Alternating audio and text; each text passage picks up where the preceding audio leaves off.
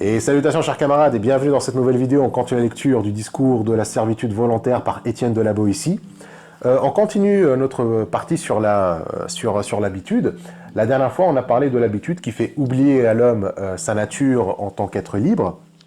Mais l'habitude, en fait, à elle toute seule, n'explique pas pourquoi les hommes acceptent la servitude et s'y livrent volontairement, comme dans la métaphore des chevaux qu'on a vu la dernière fois.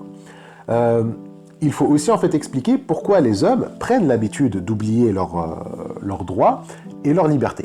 Parce que oui, l'habitude, c'est la raison principale. Ils naissent serviteurs et ils sont élevés comme tels. Ils acceptent leur rôle dans une hiérarchie qu'on leur présente un peu comme éternelle, naturelle et ahistorique, c'est-à-dire qui n'est pas une construction sociale.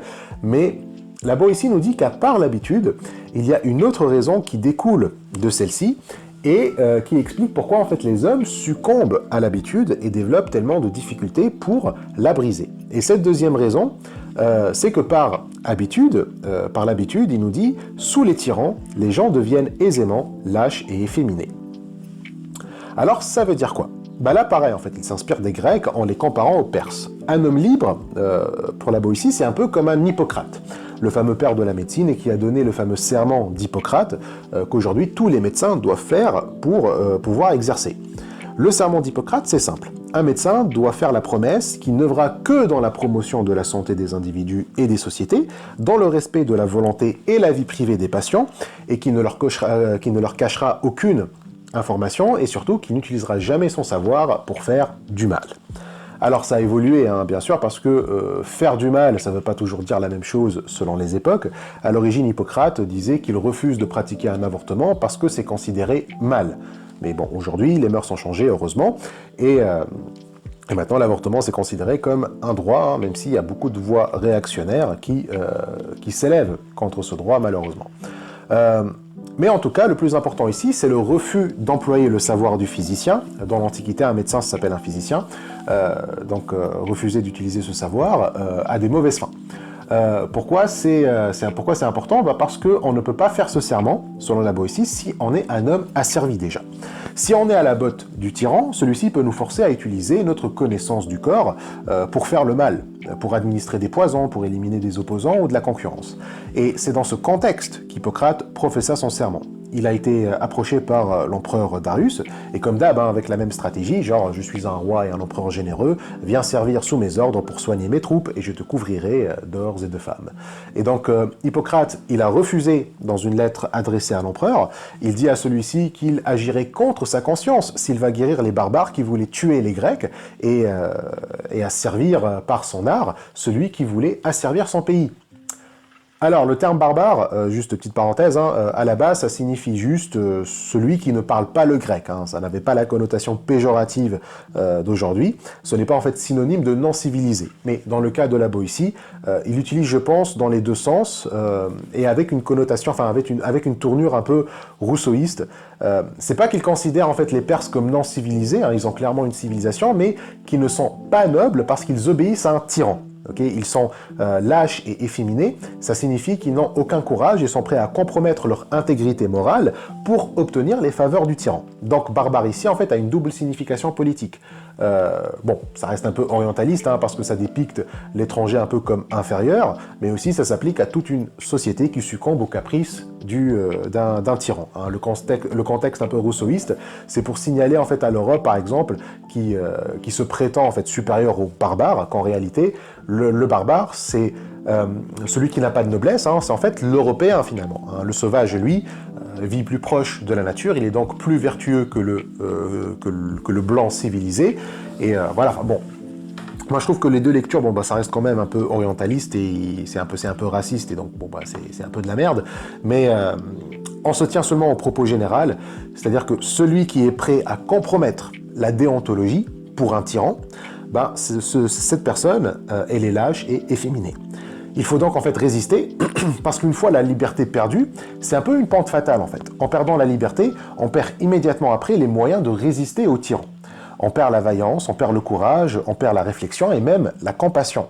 On ne pense plus en fait on ne pense plus aux autres, en fait on ne pense qu'à son propre intérêt, à son intérêt personnel, comment est-ce que je peux gagner les faveurs du tyran, comment est-ce que je peux me faire remarquer, comment est-ce que je peux lui montrer que je mérite plus d'or.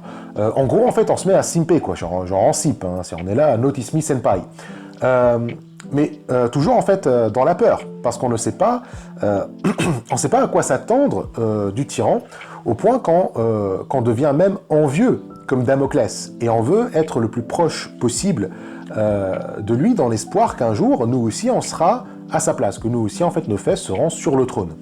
Et donc la poésie dresse un portrait psychologique de l'homme asservi, lâche et efféminé. Il le décrit ainsi, il dit « Il est certain qu'avec la liberté, on perd aussi la vaillance. » Donc quand on perd la liberté, on perd aussi la vaillance. Les gens soumis n'ont ni ardeur, ni pugnacité au combat.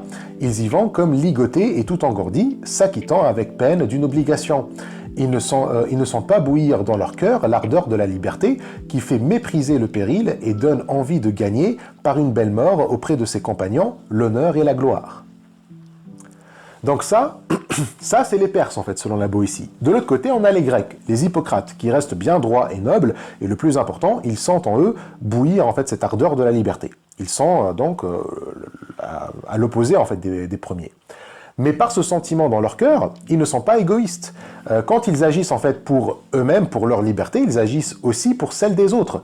Leur regard en fait est bien étendu, il est étendu bien loin et recouvre aussi l'intérêt de leurs frères et de leurs sœurs, au-delà de toute frontière biologique ou culturelle. Ils savent en fait que pour qu'eux soient libres, il faut aussi que les autres soient libres. Personne n'est libre si l'un d'entre nous en fait est enchaîné, si l'un d'entre nous souffre les caprices d'un tyran. Il dit, chez les hommes libres au contraire, c'est à l'envie à qui mieux chacun pour tous et chacun pour soi. Ils savent qu'ils recueilleront une part égale au mal de la défaite ou au bien de la victoire. Et donc ce sentiment de solidarité, qui est inhérent chez les hommes libres, ben, ce sentiment en fait manque aux lâches. Et ça, la Boétie insiste que le tyran est au courant de cette faiblesse, et ainsi il l'exploite, il cherche à l'accentuer, il veut séparer les hommes, il veut les diviser pour mieux les dominer, pour les empêcher en fait de créer ce sentiment de solidarité. Donc lorsque la Boétie parle des grandes actions, il ne parle pas forcément d'actions portées par des individus, hein, il ne parle pas uniquement de Brutus et de Cassius, il parle aussi des grandes actions dans le sens collectif. Mais certes, hein, ces grandes actions collectives ne peuvent se faire que si individuellement, chacun en fait des membres du groupe sont prêts à faire les actions d'un Brutus et d'un Cassius. Donc le tyran en fait a intérêt à les isoler, à les rendre indifférents au sort des autres et ne penser qu'à leur intérêt personnel, parce que comme ça il peut faire d'une pierre deux coups. D'un côté, il empêcherait l'arrivée d'un individu capable de faire des grandes actions, comme Brutus, Cassius ou comme Caton, hein, on a vu tout ça la dernière fois, et d'un autre côté, il empêcherait les hommes de se regrouper et de s'organiser pour développer des visions du monde et lui porter en fait à coup de révolution le coup fatal. Donc des hommes asservis selon la Boétie, hein, des hommes qui sont lâches et efféminés, ne peuvent ni être un Caton, ni unir les autres autour d'une cause commune pour renverser le tyran. Ils ne pourront pas en fait éveiller ce sentiment de liberté dans les cœurs, et comme ça, le tyran est tranquille. Il dit « Mais les gens soumis, dépourvus de courage et de vivacité, ont le cœur bas et mou et sont incapables de toute grande action. Les tyrans le savent bien, aussi font-ils tout leur possible pour mieux les avachir. » Donc au vu de ça, il serait aussi intéressant de jeter un coup d'œil à la psychologie du tyran aussi. Parce que certes, en fait, ses serviteurs, ok, ils le sucent tout le temps, ils simpent pour lui dans l'espoir qu'il leur lâche une ou deux pièces, mais qu'est-ce que ça fait pour le tyran? Ces questions d'ailleurs ne datent pas d'hier, et la Boétie retourne encore une fois à l'Antiquité, cette fois-ci pour parler de Xénophon, un des élèves de Socrate, hein, qui lui aussi a écrit des dialogues.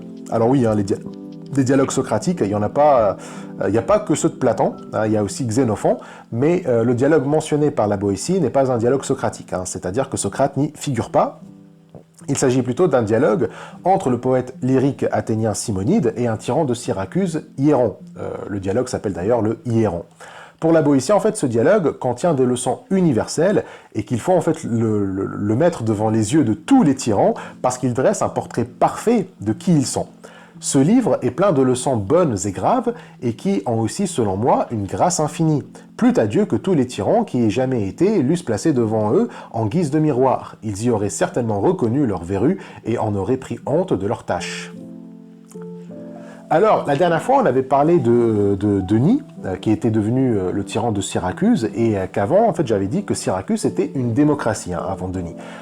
Hieron, lui, c'était juste avant la démocratie. Il a régné entre 478 à 467, je crois, avant Jésus-Christ, et c'était un tyran, comme Pisistrate, mais c'était aussi un mécène des arts, aussi comme Pisistrate, mais aussi comme les Médicis. Et dans sa cour, il y avait les plus grands poètes de la Grèce du 5e siècle. Il y avait Simonide, il y avait Pindare, il y avait Bakélide, il y avait même le dramaturge Échille.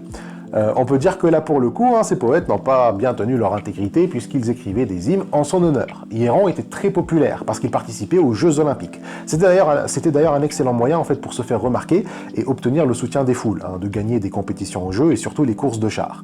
Donc les Jeux Olympiques, ça a toujours été en fait de la politique. Et au 5e siècle, donc lorsque Hieron, il gagnait en fait plein de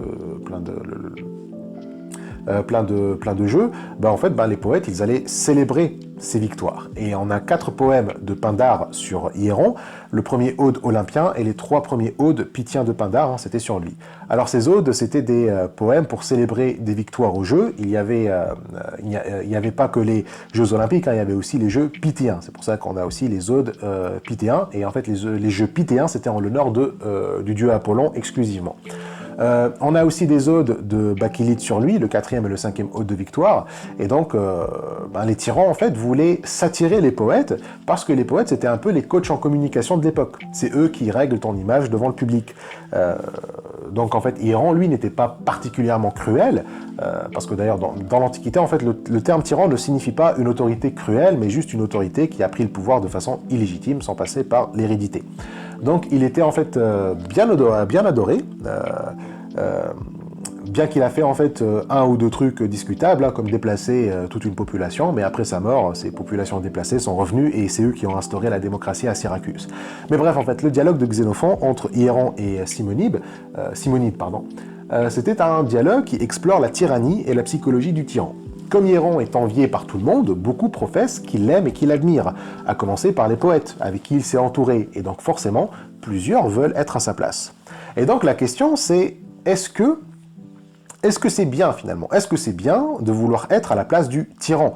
Qu'est-ce que ça fait en fait d'être à sa place? Est-ce que le tyran, lui, est heureux? Est-ce que sa vie est désirable? Bon, on voit un peu le thème de l'épée de Damoclès arriver à 100 à l'heure. Simonide, en fait, là, il est un peu comme un Damoclès. Il croit qu'un tyran est sûrement heureux, tandis que Hieron va lui montrer qu'un tyran, il est très misérable. En fait, il va lui montrer les misères d'être un tyran.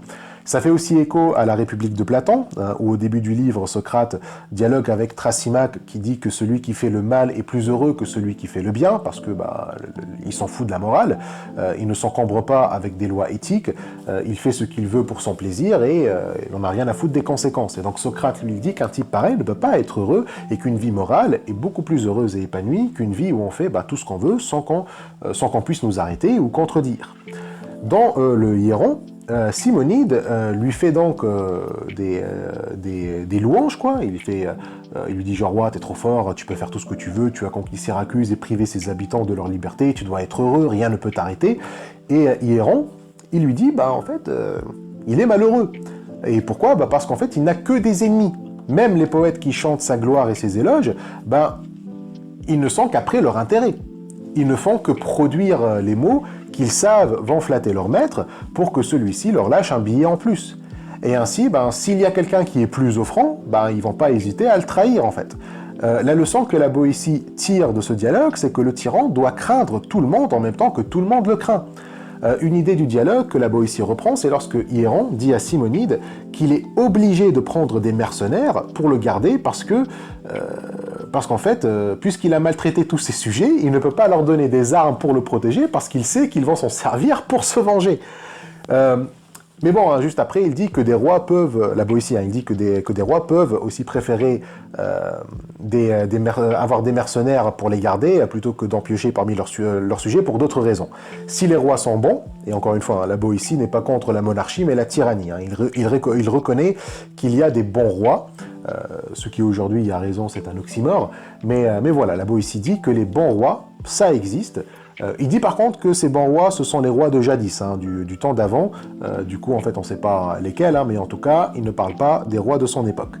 Il dit donc que les bons rois peuvent préférer des mercenaires ou avoir des troupes étrangères parce qu'ils veulent en fait sauvegarder leur propre sujet. Genre, je n'envoie pas mes sujets se faire charcuter, j'envoie des mercenaires. Et donc la bonté de ces rois, ça paraîtrait à celle d'Hippocrate. Même si en fait ça revient moins cher d'envoyer ses propres sujets que des mercenaires à payer, un bon roi doit d'abord préserver ses sujets, comme un médecin doit d'abord en fait soigner avant de penser à son intérêt. En référence à Scipion l'Africain, le général romain, nommé l'Africain à la suite de sa victoire contre Hannibal lors de la victoire de Zama, il disait en fait que la bonté et la grandeur des rois et des généraux, c'est dans la protection de leurs sujets plus que dans la conquête de l'ennemi. Mieux vaut sauver un citoyen, il disait, que défaire 1000 ennemis. Et ainsi, en fait, les hommes libres, qu'ils soient rois ou qu'ils soient des serviteurs, considèrent les autres comme des êtres précieux et reconnaissent leur valeur. Les autres ne sont pas en fait réduits à des moyens pour leur fin. Or, c'est ce que fait le tyran. Le tyran ne considère pas ses sujets comme précieux. S'il le sent, ce n'est qu'en tant que ressource. Mais en retour, le tyran aussi est traité comme une ressource. Comme il maltraite ses sujets, il sait que ses sujets ne l'aiment pas, et que s'il reste proche de lui, c'est juste pour en tirer profit. Donc déjà, dans le dialogue de Xénophon, Hiéron, il en est affecté. Il dit à Simonide que l'origine de son malheur, c'est que comme il prend plaisir à dominer les autres, personne ne l'aime. Or, il admet que ce qu'il désire le plus, c'est être aimé et loué sincèrement. Il ne peut donc être ni aimé, ni faire confiance à ses sujets. Il est donc en fait prisonnier dans un cercle sans fin de violence et de peur. Donc il sait que sa puissance n'est jamais assurée, qu'à tout moment, il se prendra en fait un coup de poignard. C'est ça en fait un peu l'épée de Damoclès. Plus son pouvoir est grand, plus grand est sa vulnérabilité, et donc plus grande est sa peur et sa paranoïa. Il tombe donc dans un cercle vicieux. Pour lui, en fait, sa puissance n'est absolue et assurée que s'il réduit jusqu'au dernier de ses sujets à un esclave sans valeur, à des machines, à des bêtes, mais dont il ne peut tirer aucune satisfaction. Mais ce qui est certain, c'est que le tyran ne croit jamais sa puissance assurée s'il n'est pas parvenu au point de n'avoir pour sujet que des hommes sans valeur. Donc, s'il ne peut pas détruire complètement l'esprit de ses sujets, il restera dans la paranoïa parce que son pouvoir n'est pas assuré. Quelqu'un, en fait, peut toujours le poignarder dans les couloirs. Il ne peut pas, en fait, se fier à leurs paroles lorsqu'il le flatte parce qu'il ne peut pas y croire. Et d'un autre côté, s'il détruit complètement leur esprit, s'il les réduit réellement à la servitude complète la plus totale, il ne tire d'eux aucune reconnaissance, puisqu'ils n'ont aucune valeur. Même leur flatterie, en fait, devient mécanique. Même pas, en fait, avec l'intention de lui mentir. C'est un peu comme ChatGPT. Tu vois, genre ChatGPT qui te fait des compliments, ça n'a aucune valeur. Donc, il y a une référence aussi au dramaturge romain Terence, dans sa pièce L'Eunuque, où un personnage qui s'appelle Tarsan, un soldat qui aime bien se la péter, il dit d'un maître d'éléphant, qui s'appelle Métasthène, qui aussi apparemment aime bien se la péter, il lui dit « Si brave donc vous êtes que vous avez charge des bêtes ». Et alors, ça veut dire quoi? Ça veut dire que, là, Tarsan, il lui dit « Tu te crois courageux ou puissant parce que tu as dompté des bêtes sauvages. Tu penses que parce que tu commandes des bêtes, tu es puissant, brave ou courageux ?» Bon, là, la Boétie change un peu le contexte et le sens de cette réplique, parce que dans la pièce, Tarsan, à part le fait que c'est un soldat du roi, c'est aussi un séducteur. C'est genre un vrai charreau. Genre dans la scène d'où vient la citation, c'est la scène 2 de l'acte 3, il parle en fait avec un personnage qui s'appelle Glaton. Et Glaton lui annonce que la femme à qui Tarsan a fait un cadeau, elle est très touchée, pas par la valeur du présent, du cadeau, mais parce qu'il vient de lui, parce que ça vient de Tarsan. Donc celui-ci en fait chope un peu la grosse tête et s'en réjouit, affirmant que ses moindres gestes valent plus que des trésors venant d'autres personnes. Et donc il se vante ensuite d'avoir été un proche du roi, utile en guerre, en amour, et même auprès des maîtresses royales, sous-entendu qu'il en a profité aussi. Donc il affirme que le roi comptait plus sur lui que sur ses conseillers officiels, prenant parfois ses décisions à partir de leurs conversations privées. Cela lui donnait en fait du pouvoir au point de rendre les autres courtisans jaloux, et parmi eux ce maître d'éléphant, hein, jaloux d'à quel point Thrason est proche du roi. Et du coup, il montre son agacement, et c'est là où 300 le tourne en ridicule et lui sort cette phrase. Donc c'est une phrase un peu étrange parce qu'elle peut avoir plusieurs significations. Hein. Il est d'abord étrange que la Boétie s'en sert pour la tourner contre le tyran, puisque Thrason est tout sauf humble. Hein. Il est il est en fait tout aussi vaniteux et tyrannique que les tyrans. Hein. Il cherchait moins en fait à résister à la tentative de Métasthène que le ridiculiser pour son plaisir à lui. Et Thrason en fait agit comme ceux qui ont tenté d'éliminer des tyrans juste pour prendre leur place. Et donc du coup le terme brave peut avoir différents sens. Ça ne veut pas forcément dire courageux, mais aussi sauvage ou farouche, ou bien quelqu'un qui est sans filtre en fait. Il peut vouloir dire qu'est-ce qui t'a rendu aussi désagréable, les bêtes que tu commandes, genre à force de traîner avec des bêtes, tu es devenu comme eux. Hein. Donc voilà, ça veut pas forcément dire calme-toi frère, tu ne commandes que des bêtes. Genre, il n'y a pas de quoi, en fait, prendre la confiance, redescend, quoi. Mais on peut effectivement l'utiliser contre le tyran, on peut lui dire qu'il ne peut tirer aucune gloire de sa tyrannie, puisqu'il ne commande que des lâches, que des coquilles vides, qui ne peuvent, en fait, lui donner aucun amour ou aucune reconnaissance. S'ils en sont capables, ils n'exprimeront que des désirs de vengeance, en fait. Et dès qu'ils n'en sont plus capables, ils ne sont plus capables, quoi. Le tyran ne commande que des coquilles vides, quoi. Comme Denis et Irion, ils sont donc malheureux. Soit ils sont malheureux parce qu'en fait l'épée de Damoclès, soit parce que non seulement personne ne les aime, mais personne ne peut les aimer. Voilà donc le dilemme du tyran. Son but, c'est en fait d'éteindre la flamme de la liberté dans le cœur de ses sujets pour que ceux-ci n'y pensent plus, n'envisagent plus les moyens ou même le désir d'être libre. Et donc, en se lançant là-dedans, il a juste deux voies. C'est soit il soupçonne que leur cœur contient encore de la liberté, et donc il a tout le temps, il a tout le temps en fait peur qu'on l'assassine. Donc c'est l'épée de Damoclès.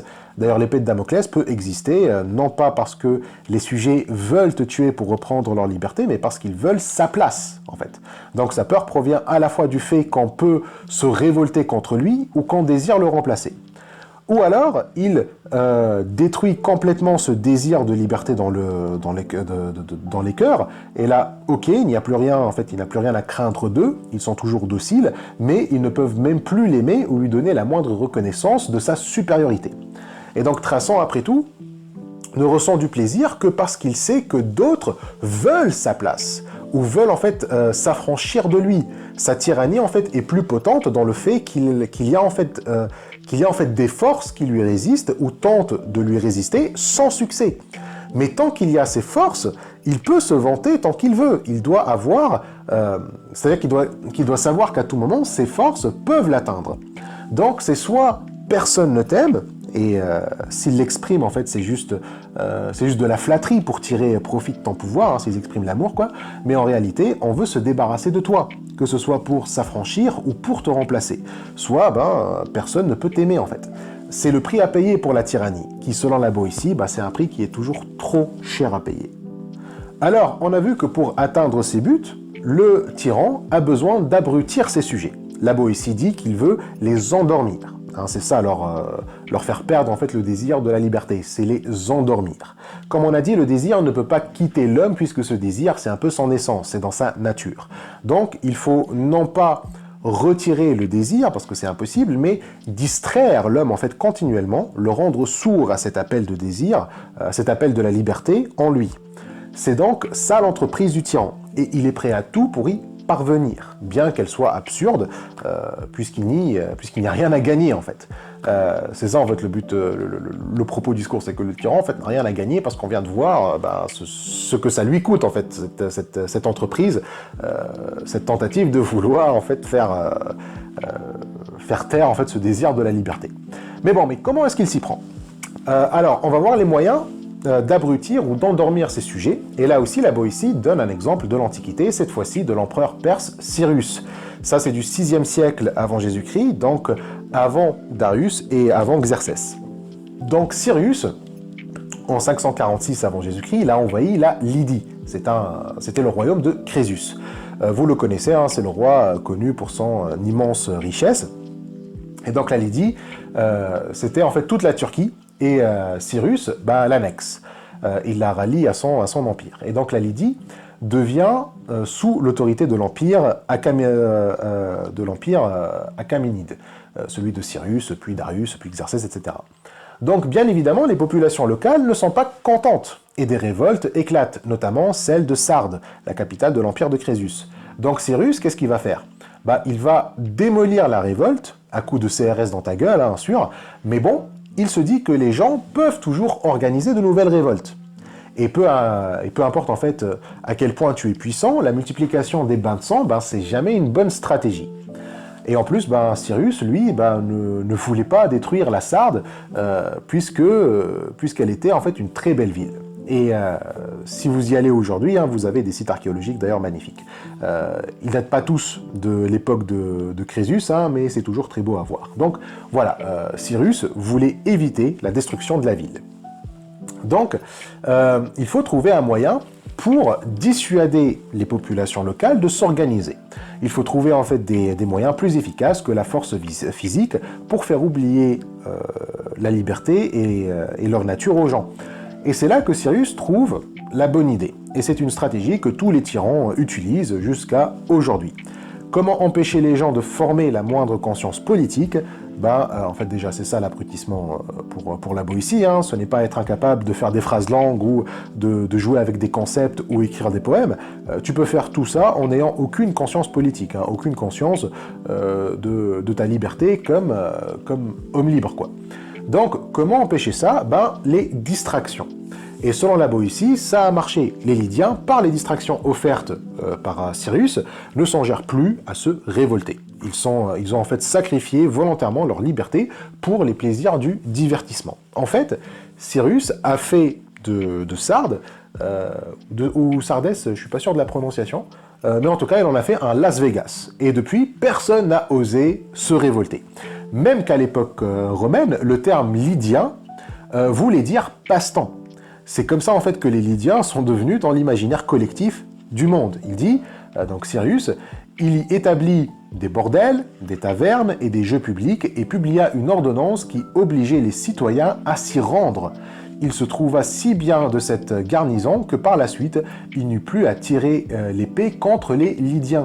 Ces misérables s'amusèrent à inventer toutes sortes de jeux, si bien que, de leur nom même, les latins formèrent le mot par lequel ils désignaient ce que nous appelons passe-temps, qu'ils nommaient ludie par corruption de Lydie.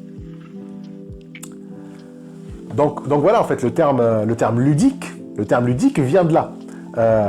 Donc le terme en fait de jeu, voilà, enfin de passe-temps, c'est en fait, voilà, c'est ça en fait, c'est devenu la société du spectacle, la société du divertissement, le plaisir, les jeux, etc. En fait, en gros, c'est le fameux donnez-leur du pain et des cirques et ils ne se révolteront pas. Hein, Panem et Circenses. Donc la Boétie ne le mentionne pas, hein, mais il aurait pu. Hein, c'est une phrase du satiriste romain Juvénal du 1er et 2e siècle avant Jésus-Christ, tirée de sa 10e satire. Il s'agit en fait d'une critique acerbe de la décadence politique et morale du peuple romain qui, selon le poète, ne cherche plus à exercer son rôle de citoyen libre, mais il veut juste se contenter de deux choses, du pain et des jeux.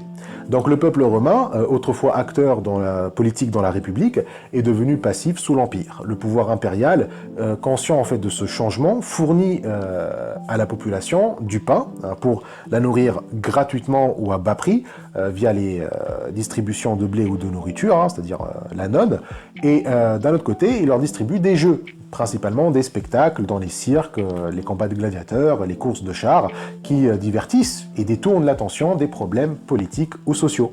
Donc Juvénal dénonce en fait ici une population corrompue par la facilité et par le divertissement, hein, qui abdique ses droits civiques et échange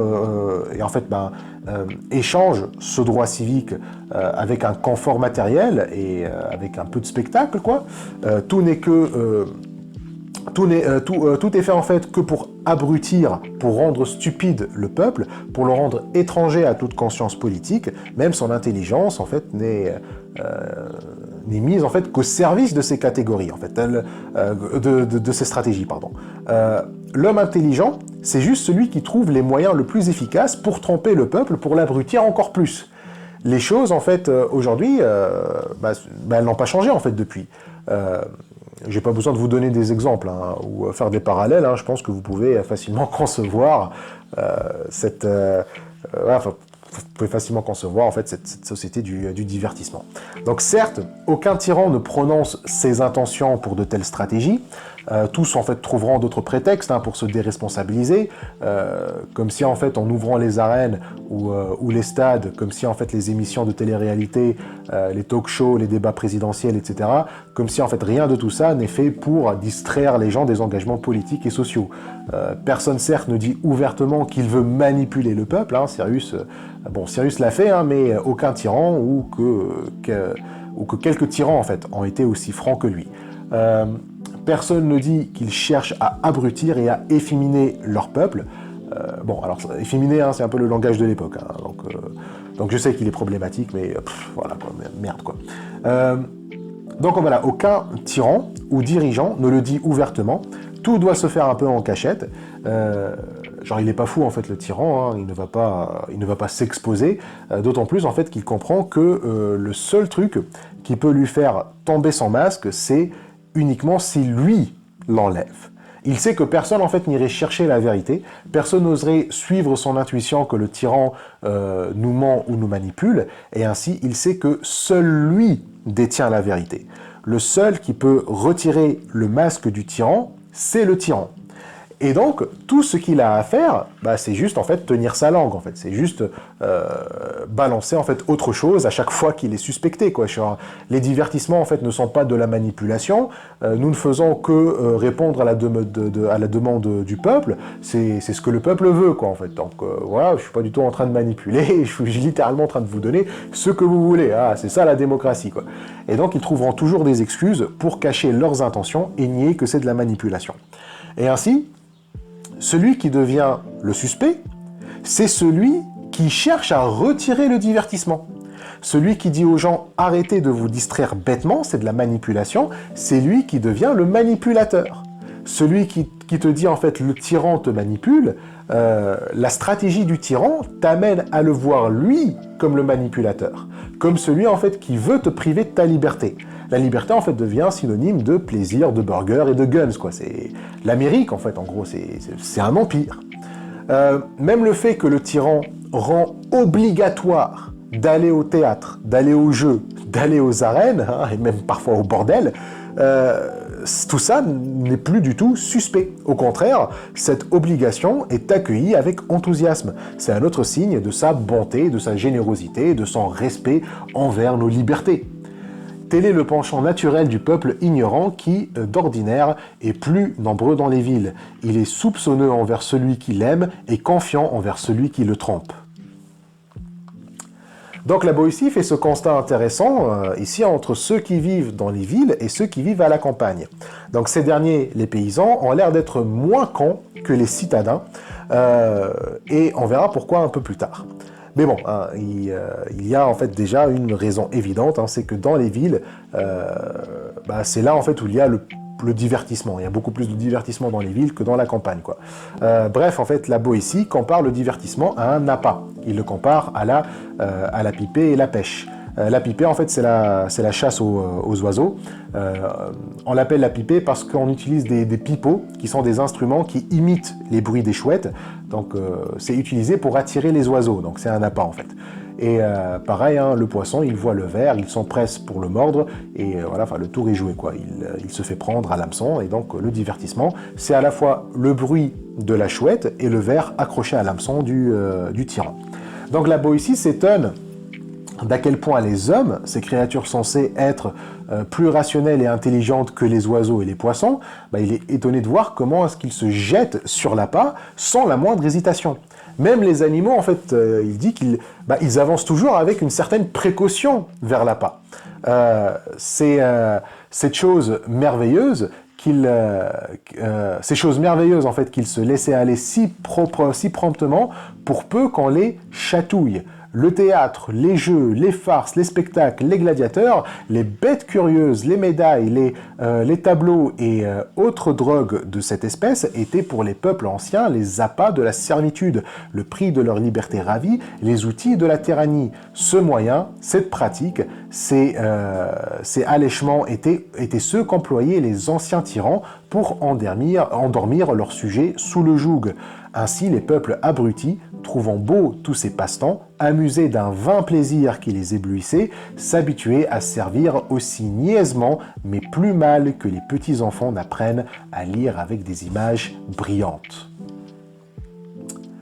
Donc voilà, en fait, le passage est clair. C'est le Brave New World, hein, le roman de Huxley, le meilleur des mondes, où le pouvoir, en fait, maintient les foules dans la servitude, pas par la violence ou par la force physique, mais par le plaisir, l'appât ultime de l'homme, qui l'abrutit, qui lui dévore la raison et l'esprit. C'est ça, c'est le plaisir. Hein, genre, ou alors c'est Idiocratie, hein, le film. Donc tout ça, en fait, Idiocratie, le meilleur des mondes, toutes ces dystopies, qu'on connaît très bien, hein, c'est déjà dans la Boétie. C'est aussi dans la République de Platon, avec l'allégorie de la caverne. Le tyran, c'est celui qui veut intentionnellement enchaîner les hommes dans la caverne, dans toutes les strates sociales. Hein. La Boétie, en fait, mentionne comment les Romains offraient du plaisir à tout le monde, y compris les décuries. C'est une en fait division de la centurie composée de 10 soldats. Une troupe de 10 soldats, voilà, enfin on appelle ça une décurie. Et c'est les soldats en fait les plus bas de l'échelle sociale de l'armée, quoi. Même eux, la Boétie nous dit, ils doivent festoyer. Ils ne doivent comprendre le monde qu'à travers les plaisirs de la bouche. On a donc en fait des tentatives intentionnelles et voulues d'empêcher tout développement cognitif des individus, de les maintenir au stade de l'enfant, de les maintenir au stade de nourrisson. Les bébés, hein, comme Freud a dit, n'ont qu'un rapport buccal avec le monde. Tout rapport avec le monde extérieur doit passer par la bouche, parce que c'est par la bouche qu'ils ont du plaisir. Au début, en fait, le bébé s'habitue à focaliser en fait tout son corps sur la bouche, puisque c'est principalement par la bouche qu'il reçoit le plaisir. Et ainsi, en fait, il doit tout mettre dans sa bouche. À chaque fois qu'il veut explorer quelque chose, un bébé, il va la mettre dans sa bouche pour voir s'il peut en tirer un plaisir. Le tyran, c'est ce qu'il veut. Il veut réduire en fait la perception du monde à la bouche, c'est-à-dire au plaisir. Il veut que les adultes soient des bébés. Il veut que ça devienne difficile pour eux de penser à des abstractions, à ce qu'il y a au-delà en fait du désir immédiat, ou même alors en fait quand on pense, tu vois, genre à ces abstractions, c'est pour en fait renforcer encore plus cette idéologie du plaisir immédiat. Donc il veut en fait les habituer à l'incapacité de se détacher du plaisir et de croire qu'il n'y a rien d'autre en fait à part ce plaisir. Et ainsi en fait la destitution du tyran devient synonyme de perte de plaisir. Et ça, c'est intolérable pour eux. Ceux qui ont été habitués à ce plaisir, ça devient intolérable. Comme lorsque vous retirez sa sucette à un enfant. Et voilà, vous le savez, en fait, l'enfant, il va faire tout un drame, il va faire tout un caprice. Imaginez si cet enfant, à qui tu retires sa sucrerie, c'est un adulte, et qui en plus possède des armes. Imagine si c'est un flic. D'ailleurs, en fait, j'ai jamais vu un flic lire un bouquin. Hein, voilà. À chaque fois qu'ils ont du temps libre, hein, ils sont toujours sur leur téléphone à consommer des reels et à consommer des images, quoi. Comme a dit la Boétie, en fait, la meilleure façon d'abrutir les hommes, de les réduire et les maintenir au stade de petit enfant, incapable de voir plus loin que son désir immédiat, c'est leur retirer la lecture. On remplace en fait le livre par l'image. Il est plus difficile pour un enfant d'apprendre par la lecture que par des images. Si vous vous habituez à l'image, si vous habituez l'enfant à l'image, vous leur apprenez qu'il faut en fait que toute information doit premièrement procurer un plaisir immédiat et deuxièmement qu'elle doit être facile à ingérer. Donc, on limite le champ de la réflexion, hein, c'est la novlangue de 84, hein, de 1984, absolument en fait toutes les dystopies qu'on a imaginées dans la littérature, hein, la Boétie les a déjà entrevues, et elles existent depuis l'Antiquité. Hein. Les avertissements contre les tyrannies, ça fait plus de 2000 ans qu'on les itère et réitère. Alors certes, l'enfant on a tendance à dire qu'il est plus proche de la nature que l'adulte. Hein. L'enfant, c'est celui qui demande constamment sa liberté. Les caprices de l'enfant, quand on lui retire sa sucette, hein, ça peut être aussi une expression du désir de la liberté dont parle la Boétie. Sauf que, comme on l'a dit, le désir de liberté ne quitte jamais les hommes. Sinon, on court vers la contradiction. C'est plutôt ce qu'on en fait. Dans l'enfance, ce désir n'est que dans l'état de germe. Le tyran, ce n'est pas tant celui qui nous prive du désir, mais qui va maintenir ce désir dans son état de germe, qui va l'empêcher de se développer, de mûrir comme un fruit. Et à force de l'empêcher, l'individu va internaliser cette répression. Au bout d'un moment, il répresse même son désir lui-même, c'est-à-dire qu'il se force à demeurer enfant, alors que le désir, lui, il demande plus que son état enfantin.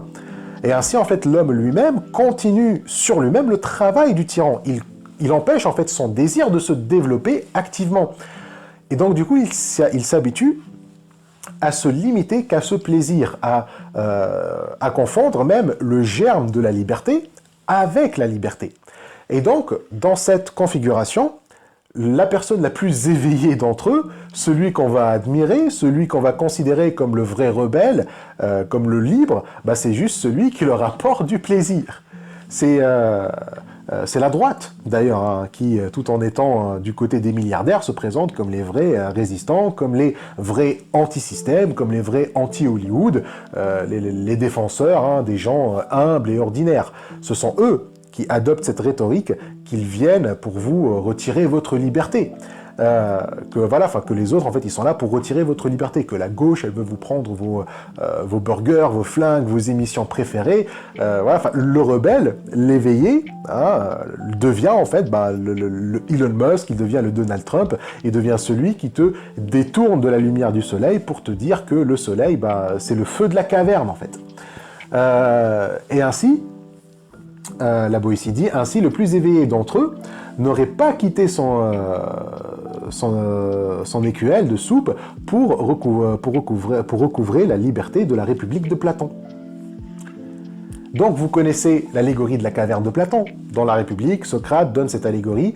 Imaginez, vous avez des hommes enchaînés dans une caverne. Ils sont enchaînés de façon à ne voir qu'un mur en face d'eux. Hein, derrière eux, il y a des objets, et derrière les objets, il y a un feu qui projette les ombres de ces objets sur le mur. Et du coup, ils ne regardent que les ombres des objets, et comme ils sont nés dans cet état, ils prennent ces ombres pour la réalité. Le philosophe, c'est celui qui va sortir de la caverne, qui voit le monde extérieur, le monde dans la lumière du soleil. Et pour Platon, c'est ça la liberté. Mais le tyran, lui, veut que la liberté soit confondue avec la vie dans la caverne. Et comme Platon l'a déjà entrevu, c'est par le plaisir que les prisonniers s'accommodent à cette vie dans la caverne. Et ainsi, lorsque les individus sont malheureux, lorsqu'ils se sentent vraiment privés de liberté, comme l'enfant à qui on retire sa sucette, pour eux, en fait, le malheur, la servitude, c'est en fait l'absence du plaisir. Donc, en fait, pour eux, ils croient que tant qu'ils ont du plaisir, ils sont libres, ils sont pas dans la servitude. Et ainsi, si en malheur, c'est juste l'absence du plaisir, s'ils se révoltent, s'ils expriment leur mécontentement, ce n'est pas pour renverser la tyrannie, mais pour retrouver le plaisir, pour retrouver leur sucette.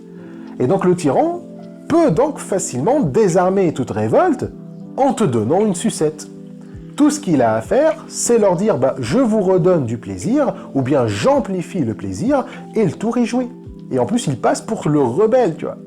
Et le plus flagrant, c'est que la Boétie ne nie pas le plaisir aux individus. Il considère que c'est leur droit. Il ne dit pas qu'une vie de plaisir est incompatible avec la liberté. Si dans leurs revendications pour retrouver le plaisir, les individus demandent l'abolition de la tyrannie, alors il n'y a pas de problème. Le souci, c'est que lorsque tu ne demandes que le plaisir et pas l'abolition de la tyrannie, ou que tu crois en fait que la tyrannie, c'est quand en fait on te prive de plaisir, en fait tu passes pour un gros con.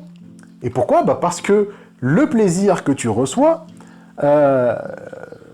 qui consiste en fait en nourriture, en boisson, en la consommation de biens matériels, genre, ok, très bien, mais d'où viennent ces biens ? Enfin, la Boétie n'est pas en train de te dire, voilà, tu dois pas avoir ces biens-là, mais il te dit, d'où est-ce qu'ils viennent ? Qui c'est en fait qui produit la nourriture pour les festins, pour le vin, les bâtiments pour organiser les jeux, les salles de spectacle, etc. D'où est-ce qu'ils viennent ? ils viennent du labeur de ces mêmes personnes qui revendiquent ces plaisirs. Du coup, lorsque le tyran te donne du plaisir, en fait, il ne t'a rien donné du tout. Il n'a fait que te remettre ton droit, en fait. Et juste une partie de ton droit, une partie des fruits de ton travail. Parce qu'en fait, tout ce qu'on consomme pour notre plaisir, c'est nous qui le produisons. Sous les ordres du tyran, d'accord, mais c'est nous qui le produisons.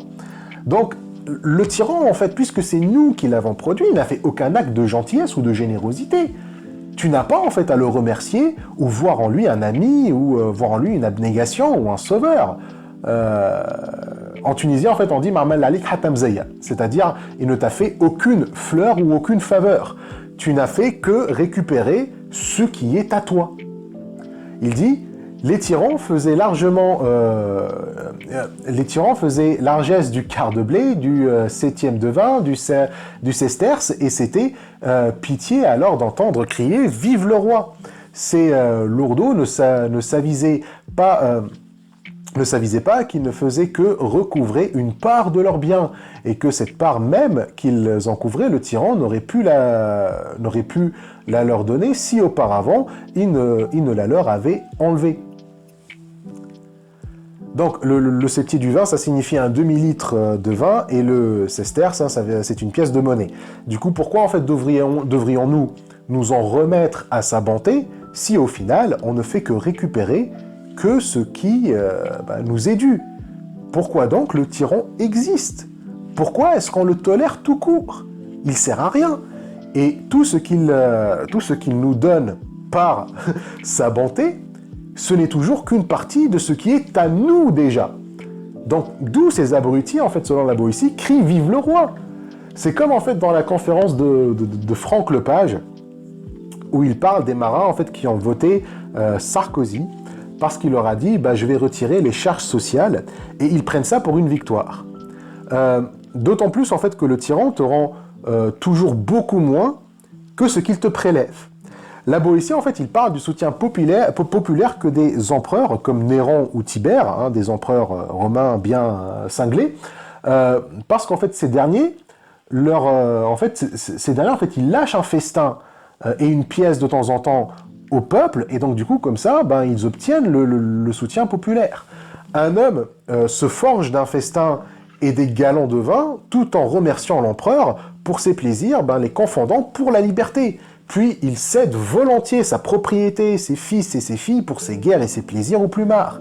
Et il va jusqu'à sacrifier son sang pour la cruauté du tyran, sans rien dire et sans rien faire. C'est comme si en fait ça ne lui fait plus rien de donner ses biens les plus précieux. Aucune souffrance ou aucune injustice ne choque en fait le peuple une fois qu'il s'est habitué au plaisir. Ils sont complètement indifférents et insensibles à l'injustice. Tant qu'ils reçoivent leur verre de vin, ils sont prêts à tout endurer. La Boétie dit « Tout peuple ignorant a toujours été ainsi.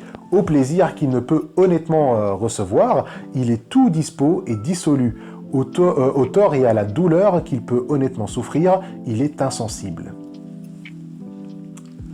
Donc les stratégies du plaisir, selon la Boétie, sont tellement efficaces et perverses qu'elles font à tout le monde développer un syndrome de Stockholm. La victime devient amoureuse de son bourreau et lui pardonne tout. Même en fait, elle va même en fait jusqu'à le regretter après sa mort ou après sa disparition.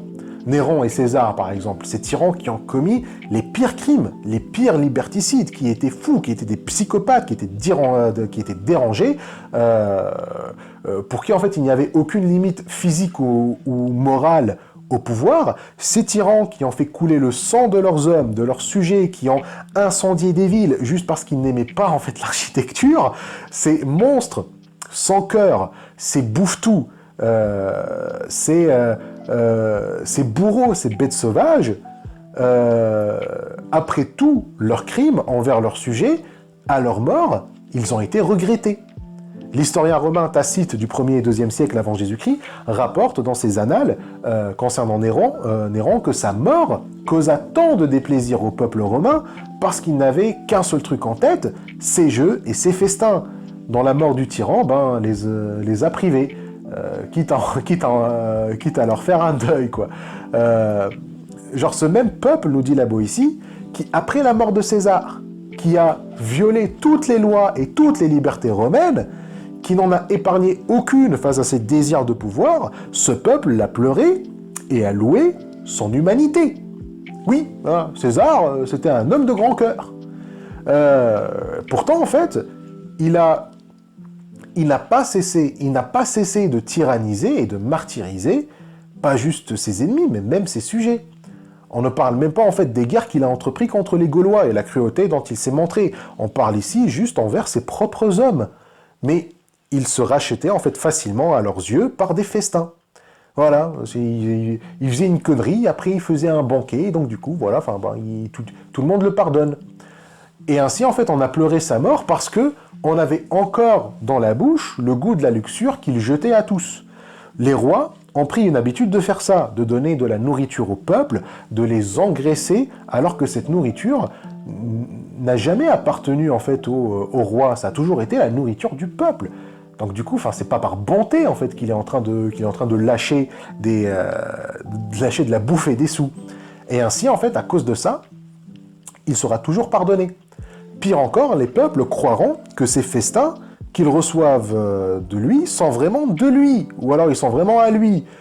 César, en fait, dépensait énormément. Sa prodigalité était sans limite. Il empruntait constamment de l'argent pour organiser des banquets afin d'attirer le soutien du peuple et des personnalités influentes. Il savait en fait qu'en façonnant une image d'un père généreux, personne ne lui reprochera quoi que ce soit ou ne le contredira. Et ainsi, même sa campagne militaire en Gaule, qui a recouvert en fait les plaines vertes de sang, c'était en fait d'un côté un moyen pour lui d'échapper à ses créanciers qui demandaient un remboursement et de montrer aussi à quel point on le suivra aveuglément, peu importe les absurdités de ses demandes. Les tyrans, en fait, leur stratégie, c'est adoucir la servitude par le plaisir. En habituant le sujet au plaisir, celui-ci devient incapable de résister aux demandes du maître. Comme lorsqu'un drogué, en fait, se livre corps et âme à vous tant que vous lui donnez sa dose, en fait. Et ainsi, en fait, après sa mort, le souvenir de ses banquets et ses prodigalités, il motivait les endormis à lui faire une cérémonie, à l'honorer par un énorme bûcher sur la place publique et lui ériger même une colonne à sa mémoire, avec une inscription troublante et sinistre sur le chapiteau, où il y avait écrit « Le Père du peuple ». César, nous dit la Boétie, César mort a reçu plus d'honneur qu'on aurait dû en faire aux vivants, et surtout ceux qui l'ont tué. Et ainsi on voit que la mort du tyran ne signifie pas du tout la mort de la tyrannie. Pleurer César, lui ériger un monument, et le tout en fait en l'appelant père du peuple, le père du peuple qu'il a réduit à la servitude, et ne verser aucune larme, ne transposer pas la moindre pierre pour Brutus et pour Cassius, c'est ça la tyrannie.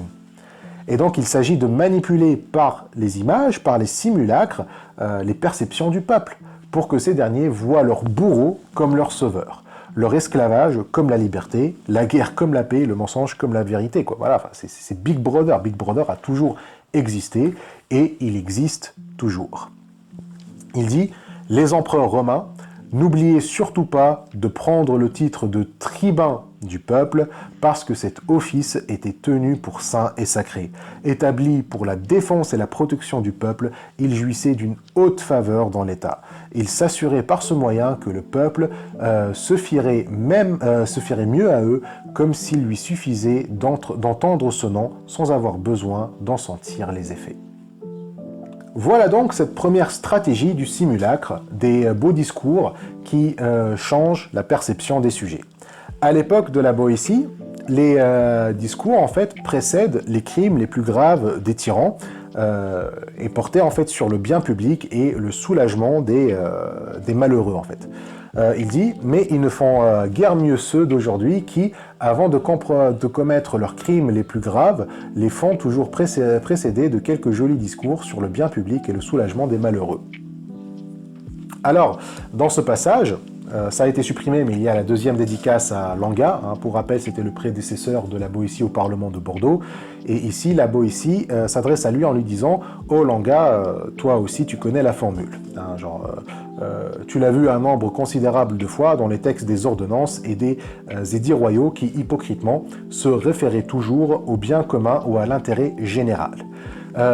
C'est pareil depuis l'Antiquité jusqu'au temps de la Boétie. Et depuis le temps de la Boétie jusqu'à aujourd'hui, rien n'a changé. Le nombre de dirigeants qui, la veille de commettre leur crime, la veille de l'invasion, la veille d'envoyer leurs troupes et leurs chiens de garde piller, saccager et détruire les propriétés des hommes et leurs mouvements pacifiques de revendication, ils annoncent toujours la pureté de leurs intentions. Ils n'agissent que dans l'intérêt du bien public, qu'ils veulent, sous prétexte que les peuples ne connaissent pas la valeur du bien public, ou dans l'intérêt des plus démunis, le père du peuple, le protecteur, le sauveur, qui bombarde les innocents qu'ils prétendent défendre. Tordre donc la réalité, jouer avec la perception des sujets, c'est le passe-temps favori des tyrans, surtout lorsqu'il s'agit de leur perception. L'image qu'ils cherchent à forger et répandre dans la tête des sujets ne se limite pas à leur générosité, mais carrément à leur être. Le tyran veut montrer qu'il n'est pas un simple homme comme les autres. Il veut aussi se donner des attributs divins ou surnaturels. Un exemple, c'est les rois assyriens, ou les rois médès.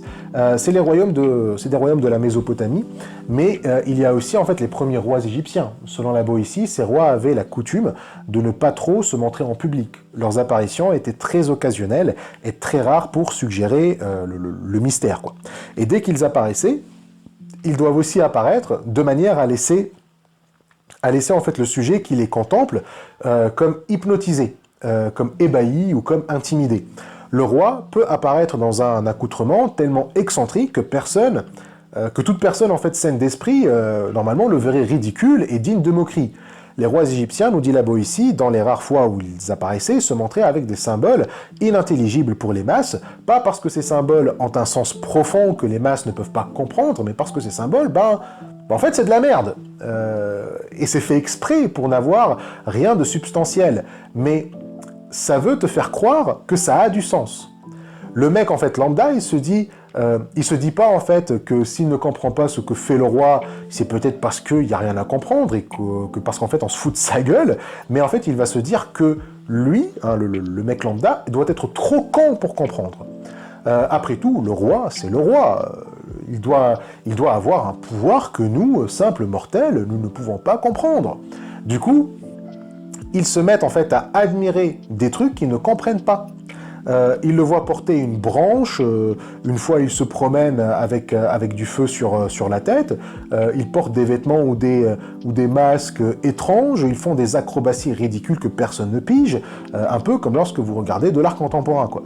Le truc ne raconte rien, c'est de la merde, mais on vous dit que c'est de l'art. Et pour vous, l'art c'est un truc profond, c'est un truc noble, qui demande une réflexion, une vision admirable du monde, une authenticité précieuse. Et du coup, au lieu de dire que il n'y a rien de tout ça, que cette œuvre, en fait, c'est juste du foutage de gueule, vous dites que vous devez être trop con pour vous en apercevoir. Voilà. De fait ainsi, vous légitimez l'hierarchie. Vous admettez qu'ils sont supérieurs et que votre soumission est donc légitime parce que vous êtes trop con pour comprendre ce que fait le roi. Donc, par leur forme un peu chelou, ils suscitent un certain respect et une certaine admiration de la part de leur sujet. Et là, la Boétie reprend son ton un peu méprisant quand même. Il dit que si les sujets n'avaient pas été aussi stupides ou soumis, ils auraient dû en fait se moquer et rire de ses performances et de ses attirails. Normalement, en fait, le roi qui fait ce qu'on vient de décrire, qui se montre dans un truc excentrique, chelou, machin chose, il devrait en fait susciter mépris, dégoût et raillerie, certainement pas de l'admiration. Mais voilà, lorsqu'on intériorise aussi l'hiérarchie, lorsqu'on commence avec la présupposition que l'hiérarchie est fondée, tout ce qu'on va faire, c'est nous enfoncer encore plus en fait. En fait, le mépris de la Boétie, c'est plus de la colère et de la lamentation. Il se lamente de voir ses frères se faire avoir aussi facilement par leurs prédateurs. De voir en fait les tyrans soumettre tant d'hommes libres aussi facilement, sans le moindre effort, bah oui, en fait, il y a de quoi s'énerver et vouloir foutre des claques pour réveiller les gens, quoi. Ce n'est pas normal, en fait, d'être aussi disposé envers le tyran, de gober et de faire confiance aussi facilement à celui qui cherche à te soumettre et exprimer toute la résistance et la méfiance envers ceux qui te parlent de vraie liberté. Genre putain, en fait, vous leur rendez en fait la tâche si facile, en fait. Vous faites tout pour leur préparer le terrain. Vous faites tout pour être le gibier parfait qui va vers le chasseur, en fait. Tu vois, genre, ou alors qui montre au chasseur où est-ce qu'il est. Tu vois comment les animaux se mettent en valeur pour attirer un conjoint? Genre, imagine en fait si le paon, il déploie sa queue, non pas pour attirer la femelle, non pas pour se faire remarquer par la femelle, mais pour faire attirer le chasseur ou le prédateur. Le tyran, en fait, n'a qu'à se baisser pour t'attraper, genre, ou juste, il n'a juste qu'à lancer le filet et c'est bon, le tour est joué. Tu as tout fait, tu fais absolument tout pour être une proie facile, et toutes tes dispositions naturelles pour te défendre, bah, tu les mets contre celui qui veut te libérer. Et donc, c'est ça qui indigne la Boétie, parce que, à la limite, en fait, si on donnait du fil à retordre au tyran, à la limite, le tyran peut reconnaître un peu ta valeur. Mais là, tu te fais avoir par des tours de passe-passe, par des jérémiades, comme disait Léo Dagan, que, ouais, enfin, tu te laisses impressionner par les jérémiades, que n'importe qui, normalement, devrait pouvoir voir l'arnaque, quoi. C'est comme lorsque tu trompes un enfant. C'est tellement facile que tu ne peux avoir que du mépris envers lui. Bon, pas du mépris, hein, parce que tu ne cherches pas à exploiter un enfant. Tu le trompes, mais avec bienveillance, tu vois, genre un enfant. Alors, au fond, tu ne lui veux aucun mal à l'enfant. Mais quand c'est un adulte, quand on fait ça à un adulte, bah... non, déjà, ça peut pas être avec de la bienveillance, et oui, bah, ça ne peut susciter que du mépris. Le tyran, en fait, s'il voit à quel point c'est facile de se foutre de ta gueule, il ne va pas le faire avec une ambiance bon enfant. Lui, c'est du genre, quand il te trempe, c'est pour t'humilier et en avoir du plaisir et pour t'exploiter. C'est ça, en fait, qui attriste la Boétie. C'est que toutes les fois où les tyrans ont eu le moins de mal à asservir les peuples, et à les asservir le plus, hein, c'est toujours lorsque les masses se comportent de cette manière, et qui donc justifie l'attitude du tyran envers eux. Lorsqu'il s'en moque le plus, c'est là où il est... lorsqu'en fait le tyran peut s'en moquer le plus, c'est là où il les a le plus asservis.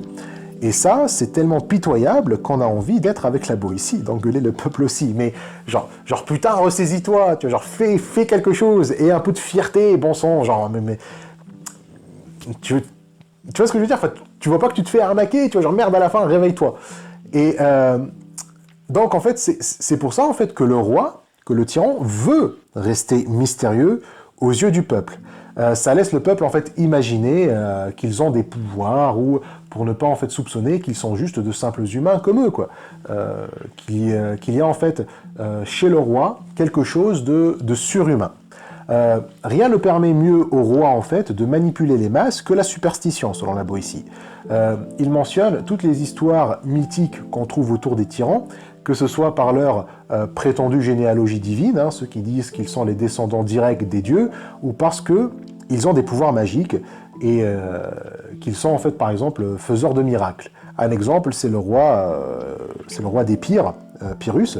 Alors celui-là, il a fait croire à son peuple que son orteil est magique, qu'il peut faire des miracles ou guérir des maladies.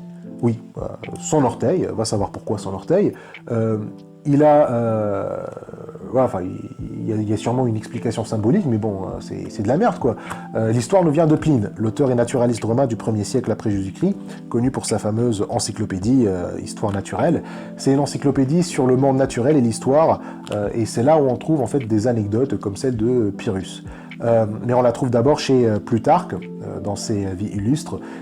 Il a toute une biographie de Pyrrhus, et vous y trouverez en fait l'anecdote de son doigt de pied, de son orteil, comme quoi en fait il guérissait les maladies juste en touchant le patient avec son orteil, et qu'à sa mort en fait, lorsqu'on l'a crémaillé, tout son corps a brûlé sauf son orteil. bref, t'imagines qu'avec de telles histoires, c'est sûr le peuple n'était pas très proche du gars, quoi. Voilà, ce sont en fait des mythes inventés pour le diviniser, après tout. S'il était à proximité du peuple, ce dernier en fait verrait que c'est vraiment du foutage de gueule, quoi. D'ailleurs, fun fact, tout à l'heure, j'ai dit, à la limite, si le peuple donnait du fil à retordre au tyran, il y a une expression où on dit en fait une victoire pyrrhique, c'est-à-dire en fait une victoire, mais qui a tellement en fait amoché le vainqueur qu'il ne pourra plus jamais se battre de nouveau. Parce qu'en fait, Pyrrhus a fait une bataille contre les Romains, qu'il a gagnée en 279 ou 280 avant Jésus-Christ, et c'était la bataille d'Asculum, il me semble. Alors, il a gagné, mais les Romains, tellement ils étaient difficiles à battre, qu'en fait, les pertes que lui a subies, genre ça a marqué la fin de sa carrière. Donc, on appelle ça, en fait, une victoire pyrrhique. C'est-à-dire, en fait, lorsque tu gagnes, mais la victoire, en fait, t'a coûté tellement de ressources que tu ne peux plus te battre après. Voilà, on appelle ça une victoire pyrrhique. Et donc, du coup, en fait, ce que je voulais dire, c'est que, au moins, le peuple, s'il doit perdre face au tyran, au moins qu'il laisse le tyran gagner, mais avoir une victoire pyrrhique, au moins, merde.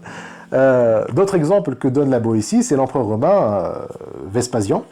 Donc lui, c'était le dernier... pardon, Vespasien. C'était le dernier tyran, le dernier empereur de l'année des 4 tyrans. Parce que oui... parce que Rome, en fait, c'était tellement le bordel qu'il y a eu, en fait, un an où 4 tyrans se sont succédés, parce qu'à chaque fois, il y en a un qui monte au pouvoir, et puis, bah, il y en a un autre qui le zigouille et qui prend sa place, quoi. Donc, l'Empire romain, en fait, niveau stabilité politique, hein, c'était zéro. Hein. Et donc, cette année, 69 après Jésus-Christ, le dernier, c'était Vespasien, qui a régné de 69 à 79. Et alors là, lui, en fait, niveau pouvoir magique, il se sent lâché. La Boétie nous dit, il redressait les boiteux, rendait clairvoyants les aveugles, et mille autres choses qui ne pouvaient être crues, à mon avis, que par de plus aveugles que ceux qu'il guérissait. Donc on retrouve cette même tactique explicitement condamnée même dans la mythologie. La Boétie donne ici l'exemple de Salmonée, une figure mythique dans la mythologie grecque. Salmonée, en fait, était le fils d'Éole, le fils d'Hélène. Alors ici, on ne parle pas d'Hélène, la meuf de la guerre de Troie, mais un homme qui aussi s'appelle Hélène, et qui est en fait l'ancêtre des Grecs. Vous allez souvent entendre l'adjectif hellénique pour parler de l'Antiquité, c'est parce que les Grecs, on les appelle aussi les helléniques, parce qu'ils descendent d'Hélène. Bref, donc, Salmonée, lui, il voulait en fait fonder une ville et en devenir le roi dans la région des Lydes, hein, c'est là où c'est à l'ouest du Péloponnèse. Et du coup, pour convaincre les populations de sa légitimité comme roi, il a voulu leur faire croire qu'il est Zeus. Donc il se met à imiter Zeus.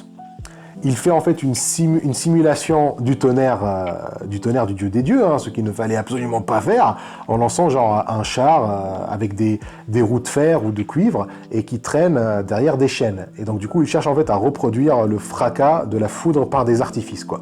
Et en même temps, il balançait en fait des torches enflammées pour imiter des éclairs.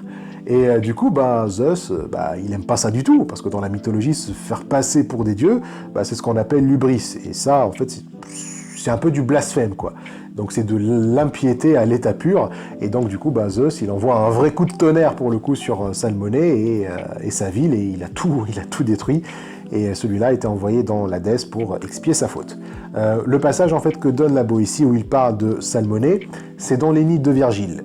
L'Énide, en fait, c'est le poème épique par le poète romain Virgile, qui parle du voyage d'Énée pour fonder Rome. Énée, c'était un guerrier troyen. C'était le fils d'Aphrodite, qui après la chute de Troie, il a été envoyé en Italie pour y fonder la cité mythique et établir en fait la lignée de laquelle vont sortir Rémus et Romulus, donc les fondateurs de Rome.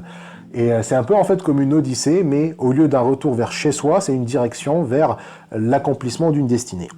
Et donc ici en fait le passage que cite la Boétie, c'est ça. Là, des fils d'Alius gisent des corps énormes, ceux qui fondant les airs de leurs têtes difformes osèrent attenter aux demeures des dieux et du trône éternel chasser le roi des cieux. Là j'ai vu de ces dieux le rival sacrilège qui du foudre usurpant le divin privilège pour arracher au peuple un criminel en sang de 4 fiers coursiers aux pieds retentissants attelant un vain char dans l'élite tremblante, une torche à la main y semait l'épouvante. Insensé qui du ciel prétendu souverain par le bruit de son char et de son pan d'airain du tonnerre imitait le bruit inimitable. Mais Jupiter lança la foudre véritable et renversa, couvert d'un tourbillon de feu, le char et les coursiers, et la foudre et le dieu. Son triomphe fut court, sa peine est éternelle. Alors c'est la traduction de Jacques Delille, qui a traduit l'Énide en 1804, donc c'est pas la version mise dans le texte original de la Boétie, hein, c'est la traduction que Charles Teste a mise lorsqu'il a transcrit le texte, comme on a vu dans la première vidéo, hein, et que Offray a gardé. Je crois que la version dans le texte original a été traduite par la Boétie lui-même. Hein, vous la trouverez d'ailleurs dans l'édition Flammarion si vous voulez vous amuser à comparer les deux traductions. Bref, donc ce passage, ça vient du livre 6 de l'Énide, de l'épisode où Énée est allé dans le monde des morts, hein, comme Ulysse d'ailleurs, pour consulter son père Anchise. Ou Anchise, je sais pas comment ça se prononce. Et il va s'entretenir en fait avec l'esprit ou l'âme de son père, on va dire. Il a été en fait accompagné par la Sibylle d'Écume, c'est une prophétesse d'Apollon et qui vit dans la ville d'Écume, en Italie du Sud, pas loin de Naples, et son rôle, c'est de guider Énée aux enfers. Et là, dans le passage, c'est quand il arrive au Tartare, le lieu de l'Hadès où les impies, ceux qui ont commis l'hubris et tout autre crime impardonnable, sont châtiés. Donc, il décrit ce qu'il voit, hein, c'est-à-dire les peines éternelles infligées à ceux qui ont défié les dieux. Donc, les fils d'Alous sont Otus et Éphialtès, et ce sont des géants dans la mythologie grecque qui ont tenté d'escalader le ciel pour renverser Zeus, hein, c'est-à-dire Jupiter.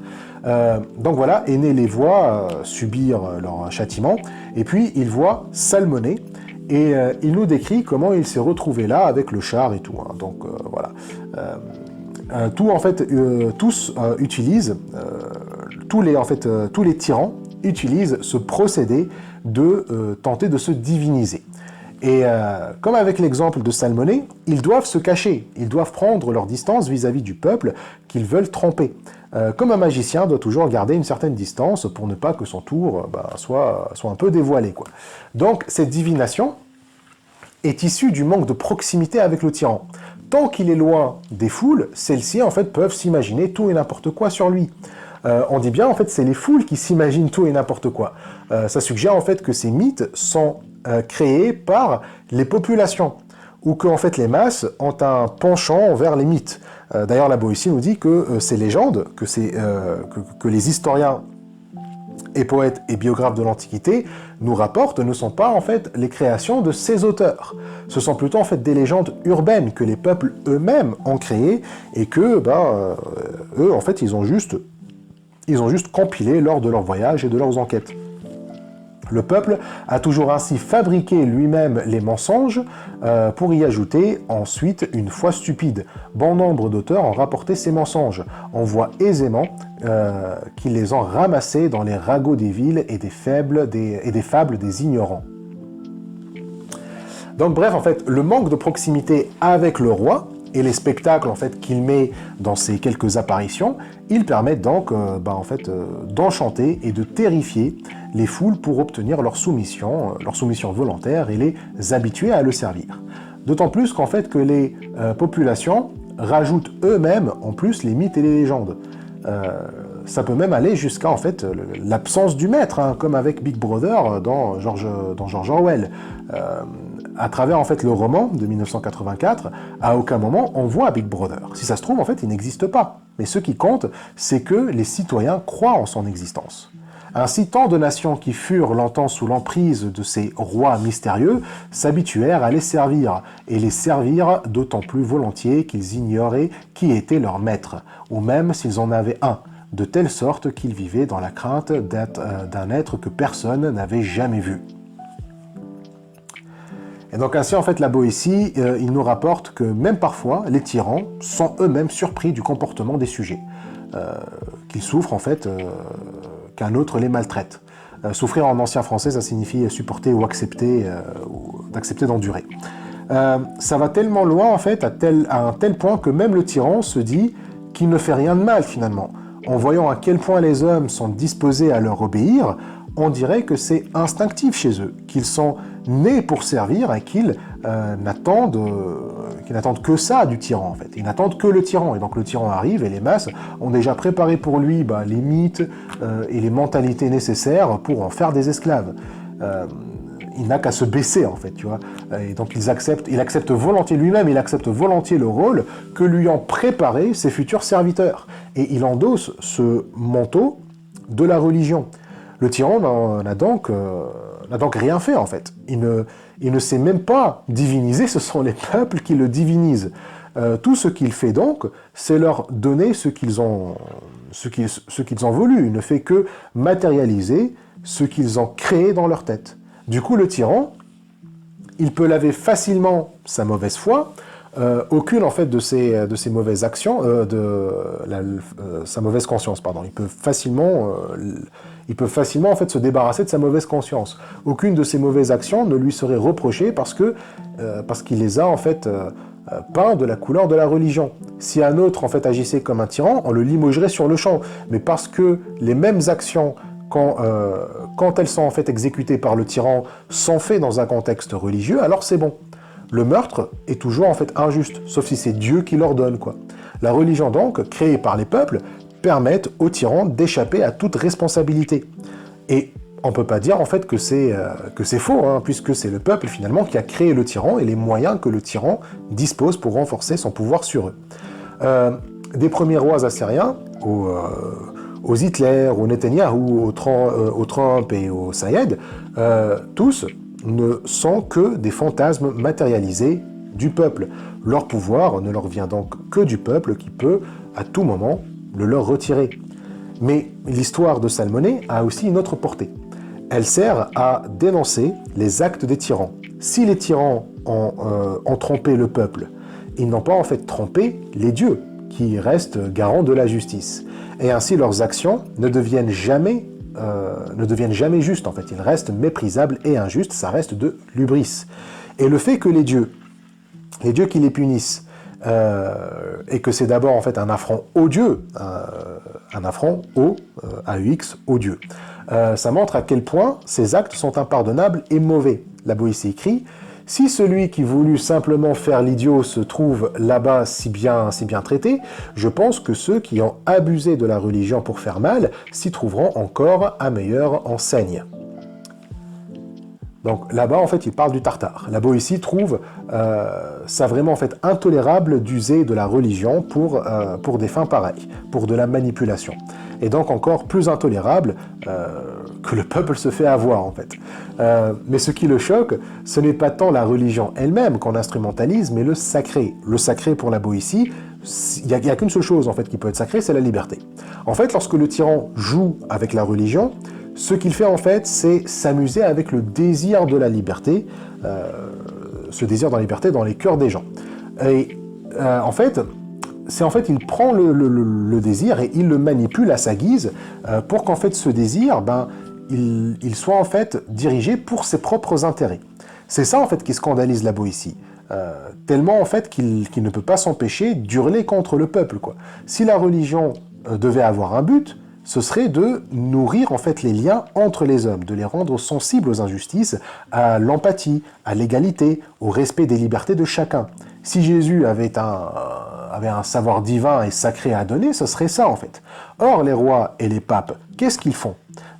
Ils ont détourné cet enseignement simple et naturel pour l'encombrer de symboles et de mythes, pour rajouter en fait du mystère qu'ils font passer pour ineffable, trop loin de la portée des pauvres mortels que nous sommes.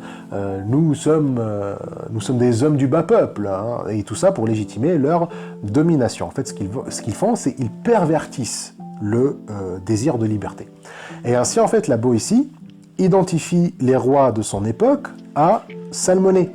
Et on peut faire en fait de même avec nos dirigeants aujourd'hui. Il dit que comme les tyrans de l'Antiquité, les rois utilisent des symboles pour s'envelopper de mystères. Nos tyrans de France ensemaient aussi je ne sais quoi du genre, des crapauds, des fleurs d'Ulysse, la sainte ampoule et l'oriflamme. Donc la Boétie ici, en qualifiant ces symboles de je ne sais quoi du genre, fait écho aux symboles utilisés par les rois assyriens, égyptiens et médiques. Ce sont des symboles que les gens ne comprennent pas, ce sont des je ne sais quoi qui ne remplissent aucune fonction à part juste créer cette impression qu'on est censé admirer une chose qu'on ne comprend pas. Mais la Boétie prend un air désintéressé, le je ne sais quoi a une connotation désenchantée, comme si la Boétie, lui, fait partie de ces illuminés qui résistent à la magie de ces symboles. Il aurait insensible, et donc leur charme ne fonctionne pas sur lui. Il prend un temps qui suggère qu'il prend ses distances vis-à-vis de ces symboles. Il n'est pas emporté par leur mysticisme et leur hypnose, comme le font les masses. Il n'est pas ivre de symboles, comme disait Richard Dawkins en parlant de Peterson. Il reste lucide, en fait. Il comprend qu'il n'y a rien de magique derrière ces reliques et les prend pour ce qu'ils sont, c'est-à-dire des signes vides de sens. Les crapauds, ça c'est l'emblème de Clovis, hein, c'était les armoiries de la France avant les fleurs de lys. L'ampoule contenait de l'huile sacrée que l'on appliquait aux rois de France lors de leur sacre, et l'oriflamme, hein, c'était la bannière des rois de France. Tout ça, en fait, pour la Boétie, ça ne lui dit rien. Ça ne lui évoque aucune admiration envers les rois. Il est donc insensible à leur charme. Mais, voilà qui est bizarre, c'est que dans ce passage, la Boétie, il switch complètement. Il se met à faire l'éloge des rois et de ses symboles. Il dit que tous ces symboles, c'est des je ne sais quoi, c'est des superstitions, presque, il dit presque c'est du bullshit, quoi. Et puis juste après, il nous dit qu'il ne veut pas les remettre en cause, ou en douter, ou admettre que c'est vraiment du bullshit. Donc, dans un retournement de veste inattendu, il écrit « Toute chose que pour ma part, et quoi qu'il en soit, je ne veux pas croire n'être que des balivernes, puisque nos ancêtres les croyaient et que de notre temps, nous avons eu aucune occasion de les soupçonner tels. Car nous avons eu quelques rois si bons à la paix, si vaillants à la guerre, que, bien qu'ils fussent nés rois, il semble que la nature ne les ait pas faits comme les autres, et que Dieu, le Dieu Tout-Puissant, les ait choisis avant leur naissance pour leur confier le gouvernement et la garde de ce royaume. » Donc, oui, vous avez bien lu, tout d'un coup, il succombe au symbole. Il refuse de croire que c'est pas des balivernes, c'est en fait je ne sais quoi, mais c'est pas du bullshit tout d'un coup. Du coup, il fait ce qu'il reproche aux hommes du commun de faire. Et cet état d'esprit où tu ne comprends pas un truc et au lieu en fait de chercher à le comprendre ou reconnaître que c'est de la merde, tu te dis, tu te mets à l'admirer en fait, c'est précisément ce qu'il reproche aux autres de faire. Et qu'en plus, son argument pour justifier ça, c'est parce que ses ancêtres n'ont pas douté de ces symboles, et que donc il n'y a pas pourquoi lui il en douterait aussi. Mais c'est précisément ça l'éducation par l'habitude. C'est bien ça en fait qui limite la portée de ta vision et de ta réflexion. Genre, la Boétie, il passe 3/4 du discours à dire qu'il faut arrêter avec les arguments, on a toujours fait comme ça, et là, il te dit, je ne mets pas en doute le truc que j'ai mis en doute pour tout le monde. Genre, je l'ai mis en doute pour les Grecs, pour les Romains, les Égyptiens, les Médès, les Assyriens, mais quand il s'agit de moi, là, je ne remets pas en question parce que chez moi, on a toujours fait comme ça. Et le plus beau, c'est qu'il se met aussi à diviniser ses rois à lui. Genre, tous les autres rois, hein, quand ils utilisent la religion, ils se foutent de la gueule du peuple, mais quand c'est mon roi, ah là non. Moi, mon roi, il a vraiment été choisi par Dieu. Et il a vraiment ses propriétés surhumaines et surnaturelles. C'est pour ça, en fait, que c'est très difficile de le classer, hein, la Boétie. Tu sais pas vraiment c'est quoi qu'il dit, en fait. Un coup, il te dit « faut pas tuer le tyran », mais tous les exemples qu'il donne de la résistance, c'est des exemples où on a tué les tyrans. Il te dit qu'il faut se méfier des trucs de divination des tyrans ou de croire qu'ils sont plus que de simples hommes. Et le voilà qui te dit que son roi à lui, il est mystérieux et qu'il est fait d'une autre nature différente, qu'il est vraiment choisi par Dieu. Bref, c'est un peu confus. Et c'est pour ça, en fait, qu'on a dit au début de au tout début, hein, la toute première vidéo, que le gars a un peu de visage quand même, et que dans son discours, tu trouves autant d'arguments contre les Huguenots qu'en leur faveur, quoi. Des arguments pour la désobéissance civile et pacifique que pour la révolution armée, autant pour le progrès des valeurs que pour le conservatisme. À moi, en fait, qu'on va dire que ce passage est ironique, mais bon, ça m'étonnerait. Si ça se trouve, en fait, il a juste eu peur parce qu'il a bien vu où son argument peut conduire, et donc là, bah, il n'a pas osé suivre son raisonnement jusqu'au bout, ou alors est-ce que ce passage étrange prouve ce qu'avance la Boétie, hein, que l'efficacité des stratégies qu'il décrit est si puissante que même quelqu'un comme lui a du mal à franchir le cap et abandonner complètement ses superstitions. Même s'il doute de la véracité de ces légendes et qu'il sait que ce ne sont que des légendes, il choisit de ne pas les rejeter. Pourquoi ? Parce que nos ancêtres y croyaient et nous n'avons pas de preuve qu'il soit faux, mais c'est précisément ce que répondaient tous les peuples asservis qu'il a critiqués. Il y a en fait là une sorte de respect pour la tradition, ou du moins pour l'imaginaire collectif, alors que jusqu'ici, il appelait au scepticisme à son égard. Il évoque certains rois français, mais selon lui, ils ont été exceptionnels parce que désignés par Dieu. Il ajoute aussi qu'ils étaient généreux en temps de paix, alors qu'il disait que la générosité des rois, dans tous les autres exemples, en fait, c'était une preuve de leur malhonnêteté. Il nous disait à quel point les hommes libres sont vaillants et refusent de donner leurs enfants aux intérêts du roi, et là tout d'un coup, quand le tyran va faire la guerre en emportant les enfants des citoyens pour en faire de la chair à canon, là, parce qu'il est français, ça devient de la vaillance. Il se met en fait à rendre hommage à la grandeur de certains monarques, bien que cela semble en tension avec tout ce qu'on a lu de son discours, en général contre la tyrannie, jusqu'ici. Et ce qu'il dit, après, est encore plus étrange. Il donne en fait une autre raison pourquoi il faut s'accrocher quand même à ces histoires, même si elles sont fausses. Même si ces récits sont faux ou exagérés, genre, soit en fait pour la Boétie, le droit divin des rois n'est pas évident et on peut en théorie le remettre en question. Mais il dit, bah, est-ce qu'on devrait ? Pour la Boétie, apparemment, non, on ne devrait pas.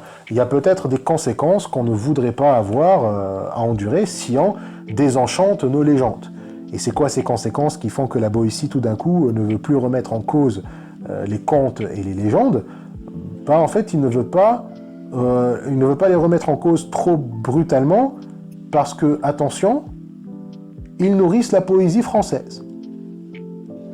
Il parle ici en fait des poètes de la Pléiade, genre Ronsard, Baïf, Duballay, qui selon lui, ils auraient jamais pu produire les œuvres qu'on a d'eux, jamais pu faire progresser en fait la langue française ou la faire renaître.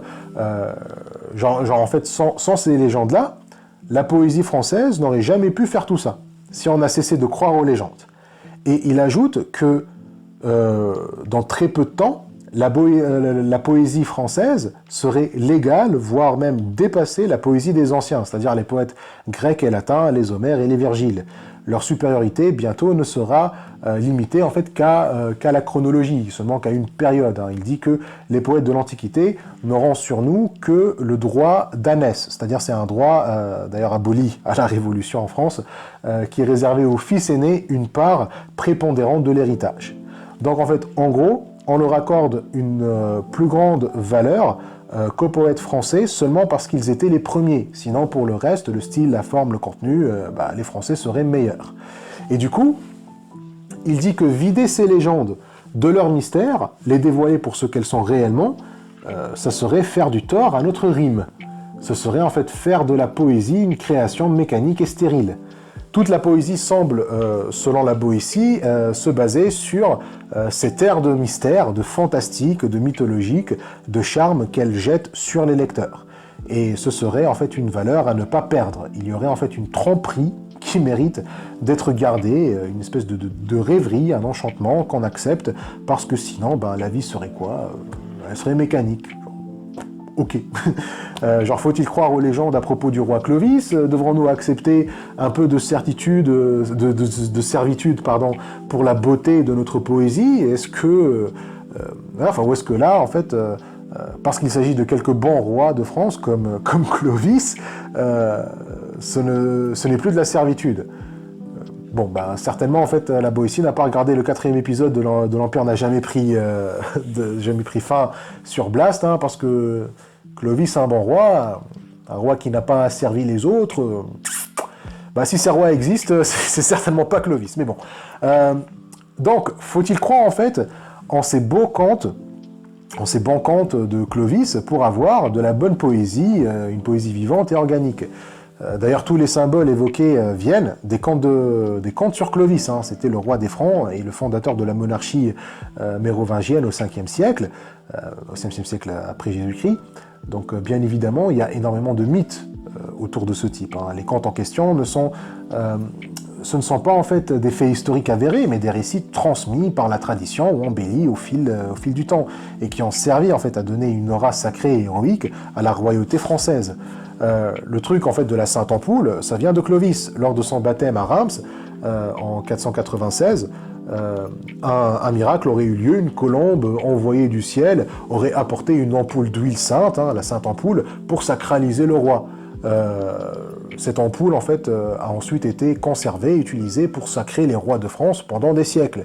Le truc de la fleur de lys, c'est un ange aurait remis à un ermite un bouclier où figurent 3 fleurs de lys en référence à la Sainte Trinité et lui a dit de le remettre à Clovis afin qu'il s'en serve durant la bataille à la place des armes orné des 3 crapauds qui symbolisent le paganisme, puisque Clovis était un païen avant de se convertir au christianisme. Est-ce qu'il faut en fait ces légendes pour que les Français produisent eux aussi des œuvres dignes d'un Virgile? La Boétie nous dit que sans ces contes, Ronsard n'aurait jamais pu produire sa Franciade qu'il compare à l'Énide. La Franciade, en fait, c'est un poème épique qui chante la gloire de France. C'est une épopée nationale, quoi, en fait, qui raconte les origines mythiques du peuple français. Et Ronsard va faire remonter le peuple français aux Troyens, ce qui a été déjà fait par Clovis, d'ailleurs. Clovis en prétendait que c'était un descendant d'Énée. Et Ronsard fait pareil. Son poème suit les aventures de Francus, aussi en fait un descendant d'Énée, qui quitte Troie, traverse des épreuves à la façon en fait d'Énée et à la façon d'Énée et d'Ulysse, quoi, et il finit par fonder les bases de la nation française. Du coup, en fait, la Boétie, il semble tenir Ronsard en très haute estime et le considère comme un égal de Virgile. Il écrit « Je saisis sa portée, je connais son esprit fin et je sais la grâce de l'homme.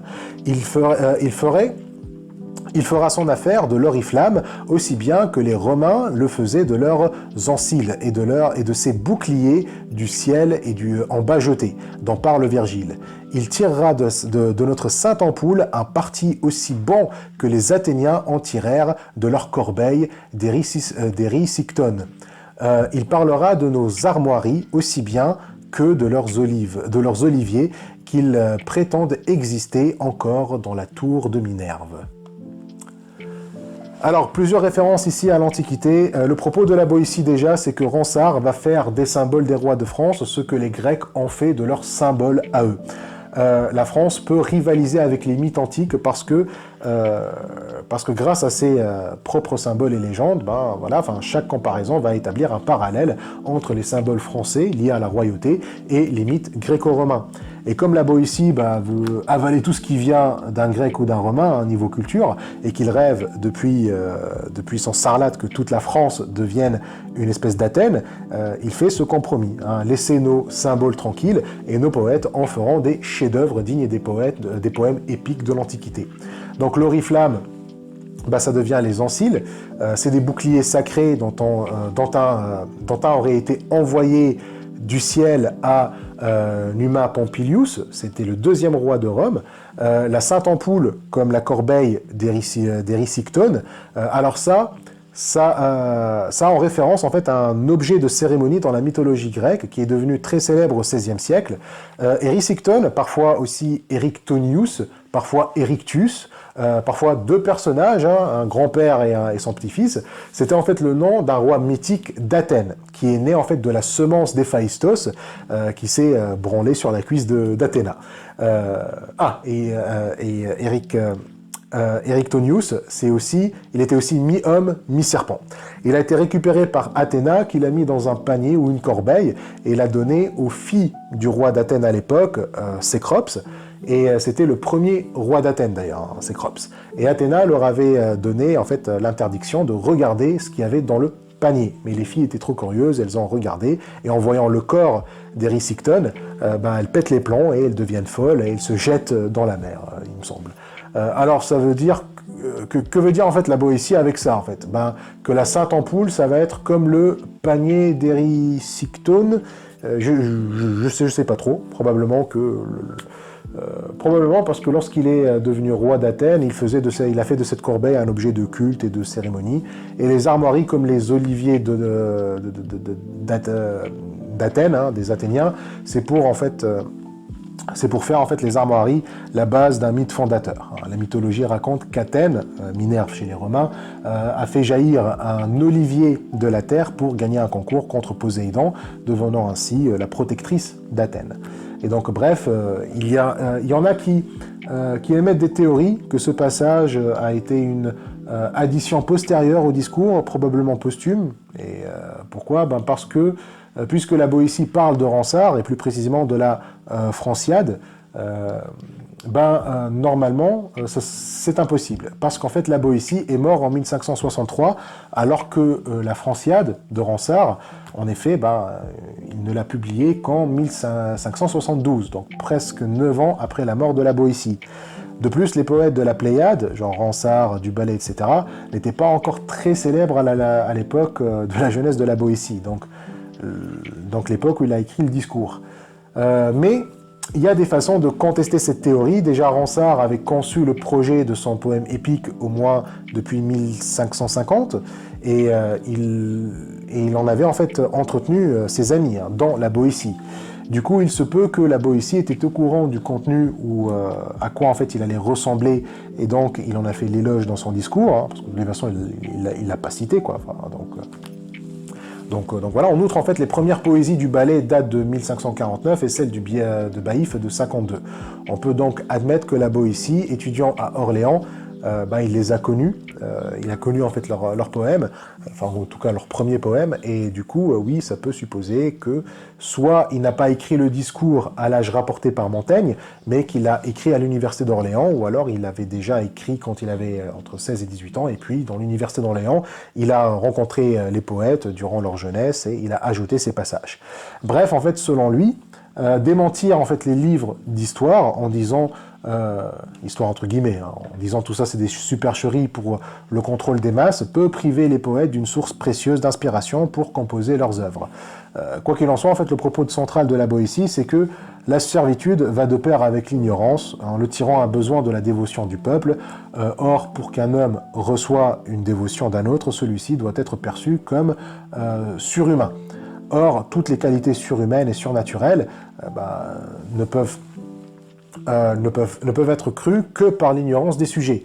Pour être dévoué à un tyran, il faut en fait être ignorant. Et par l'ignorance aussi, l'habitude, puisqu'on limite en fait notre connaissance, et la réflexion, quoi.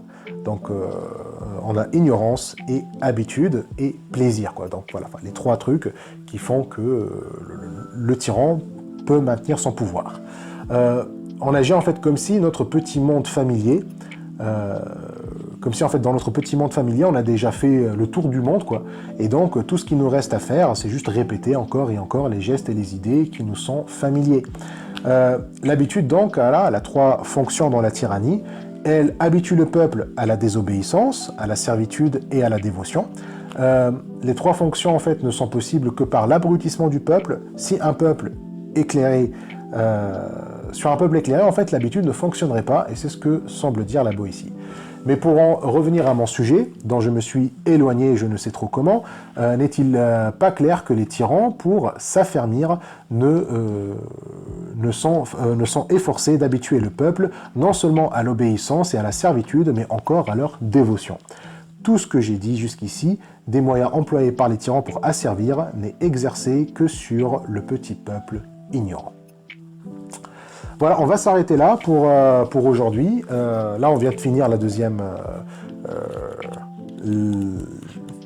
on va finir la deuxième partie, en fait, donc qui parlait de l'habitude, et qui se focalisait sur la notion de l'habitude.